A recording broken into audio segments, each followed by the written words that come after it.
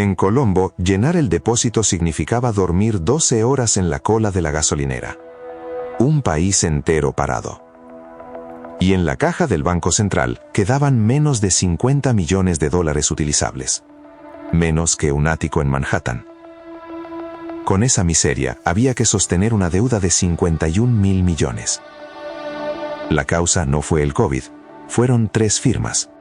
Y la cola no era el único síntoma. Turnos por matrícula para repostar, apagones programados de 3 horas, hospitales racionando medicinas, colegios cerrados porque nadie tenía combustible para llegar. Nada de eso empezó en un mercado internacional. Empezó en un despacho. Pero para entender de qué murió este país, primero hay que ver de qué vivía. Primero, una corrección al expediente. Sri Lanka no era un país pobre, era una economía de renta media, con alfabetización y esperanza de vida por encima de la media de su región. Tenía acceso normal a los mercados de capital. Por eso la autopsia es más incómoda. Antes del diagnóstico, la anatomía. Sri Lanka vivía de 3 flujos de dólares: exportaciones agrícolas, turismo y remesas de sus emigrantes. Con eso pagaba lo que no producía: combustible, gas, medicinas y fertilizante. Y para cuadrar las cuentas, se financiaba con bonos soberanos internacionales, a corto plazo y alto interés, que había que refinanciar sin parar. Diciembre de 2019. Gotabaya Rajapaksa acaba de ganar las elecciones y firma la primera incisión. El IVA baja del 15 al 8%. Se elimina el impuesto sobre la nómina, el PYI y el Nation Building Tax. Se presentó como el mayor alivio fiscal de la historia del país. Nadie explicó con qué se pagarían los bonos. El resultado no tardó ni un año.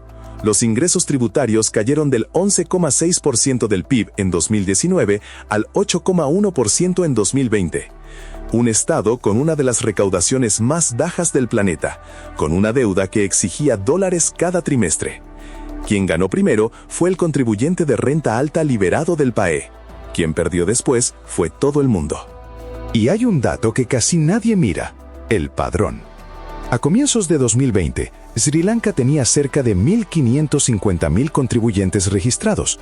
Ese mismo año quedaban 1.036.000. En 2021, apenas 412.000. Un país no recupera en un año una base fiscal que destruye en 12 meses. Y anota la fecha, porque todavía no había llegado la pandemia.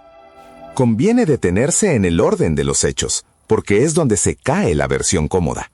El recorte de impuestos es de diciembre de 2019. La pandemia llega en marzo de 2020. Cuando el turismo se apagó, la caja del Estado ya estaba perforada por una decisión política, tomada en un despacho, sin ninguna emergencia sanitaria de por medio. Diciembre de 2020. Standard & Poor's degrada a Sri Lanka a CCC+. Traducido del idioma financiero, riesgo de impago. El mercado internacional cerró la puerta.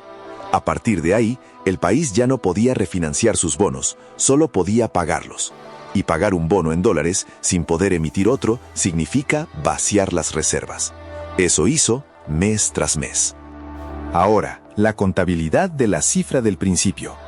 Al cierre de 2019, las reservas oficiales eran de 7.638 millones de dólares. En abril de 2022 quedaban 1.900 millones. Pero ese es el saldo bruto. Casi todo era un swap de 10.000 millones de yuanes con China que no se podía usar libremente. Descontado eso, las reservas realmente utilizables eran inferiores a 50 millones de dólares. Y ese swap explica de paso un mito que conviene desmontar. Porque el titular fácil de 2022 fue la trampa de la deuda china. El expediente dice otra cosa. China representaba en torno al 10 o 20% de la deuda externa. El bloque mayor eran acreedores privados de mercado. Unos 12.500 millones de dólares en bonos soberanos internacionales. Los compraron fondos de inversión. El puerto de Hambantota se cedió en 2017, 5 años antes, y no causó el impago. Y aquí aparece quién ganó. Esos bonos los compraron gestoras de Londres y Nueva York precisamente porque pagaban intereses altos. Es decir, porque el riesgo era evidente para cualquiera que leyera el balance. Cobraron cupones año tras año mientras la recaudación del país se hundía. Cuando Sri Lanka dejó de pagar, se sentaron a negociar una quita como cualquier acreedor privado. El mito de la trampa china le resultó cómodo a todos los que habían firmado esos bonos. Retrocedamos un año, al 27 de abril de 2021. Segunda firma. El gobierno prohíbe de un día para otro la importación de fertilizantes y agroquímicos. Oficialmente, para convertir al país en agricultura 100% orgánica y proteger la salud pública. En la práctica, el disparador era otro. El fertilizante se compra en dólares, y los dólares se estaban acabando. El ahorro duró 7 meses. La cosecha de arroz se hundió alrededor de un 32%. En encuestas a agricultores concretos, las pérdidas superaban el 50%. Sri Lanka era autosuficiente en arroz. Tuvo que importarlo de emergencia, gastando exactamente las divisas que la prohibición decía ahorrar. En noviembre de 2021, el gobierno revocó la medida. Quien ganó fue una balanza de pagos maquillada durante unos meses. Quien perdió fue el campo entero. Y el daño ya estaba en el suelo. Y el té, la joya exportadora, la que traía dólares de verdad. La producción cayó cerca de un 18%. Se estiman 425 millones de dólares en exportaciones de té perdidas. Un país sin divisas decidió estrangular a su principal generador de divisas. No fue sequía ni mercado. Fue una circular firmada con fecha y hora. Hay un golpe, en cambio, que no firmó nadie en Colombo. El turismo, segunda fuente de divisas, dejó 4.400 millones de dólares en 2018, un 5,6% del PIB. En 2020, tras los atentados de Pascua de 2019 y el COVID, quedaron unos 682 millones. Pero anota el orden.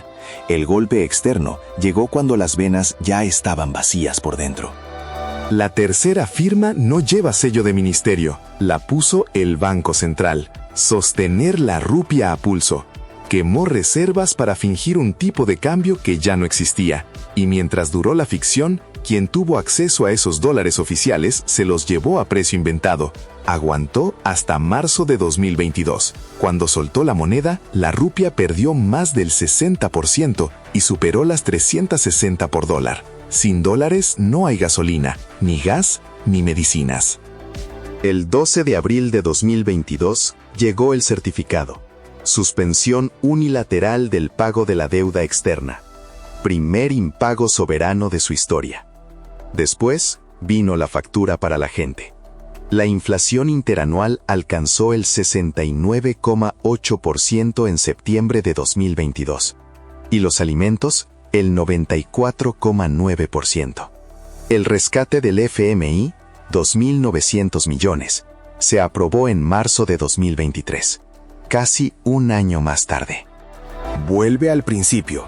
Menos de 50 millones de dólares utilizables para un país de 22 millones de personas. Eso es lo que quedaba sobre la mesa de autopsia. Y las 3 firmas tienen fecha. El recorte de impuestos, diciembre de 2019. La prohibición de fertilizantes, abril de 2021. La defensa artificial de la rupia, hasta marzo de 2022. Ninguna la firmó un virus. Veredicto forense sobre los 51.000 millones de dólares de Sri Lanka, podrido. No hay atenuantes. Una deuda cara, una recaudación demolida por decisión propia, una cosecha arruinada por circular, y un tipo de cambio defendido con dinero que no existía. El país no murió de mala suerte, murió de firma propia. Abrimos los informes para que no te los vendan cerrados. Y esto es lo que te puedes quedar del expediente. Cuando escuches que tu país tiene reservas, pregunta cuántas son utilizables, no cuántas figuran en el saldo bruto. Mira 2 números públicos. ¿Cuántos meses de importaciones cubren esas reservas? ¿Y cuánto recauda el Estado como porcentaje del PIB? Un gobierno que baja impuestos mientras debe dólares no te regala nada, te adelanta la factura. Un país no quiebra cuando deja de pagar, sino cuando nadie le presta. Si esto te sorprendió, busca nuestro video sobre por qué los billetes valen menos cada año. Y si te gustan los datos, busca Mente de Silicio. Suscríbete para más autopsias.